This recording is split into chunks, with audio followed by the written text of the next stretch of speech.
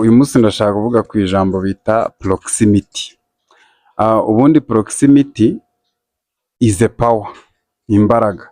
Ni uburyo bwo kuba muri environment cyangwa se abakuzengurutse n'abo mwirirwana ari abantu banyabo bajyanye neza n'ibyo ushaka kugeraho. Urugero, harimo kuba wirirwana niba uri mu kazi, harimo kuba ukunze kuba uri kumwe na boss wawe na ba supervisor, abagukuriye. Icyo gihe ibyo ubakuraho ni ibijyanye n'ubuyobozi cyangwa se uko bayobora, ndetse n'iyo amahirwe abonetse kubera ko mukunze kuba muri kumwe, influence yawe nabo ikunze kuba iri kumwe nabo, ni wowe ubona amahirwe mbere y'abandi, mbere y'uko abo mukorana bajya kumenya opportunity yabonetse.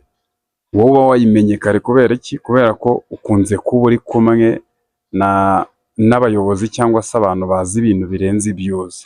Bivuze ngo ibyo nibyo bita proximity. Ni imbaraga zo kuba ufite abantu bakuzengurutse kandi bafite ikintu bagikora bakugezaho.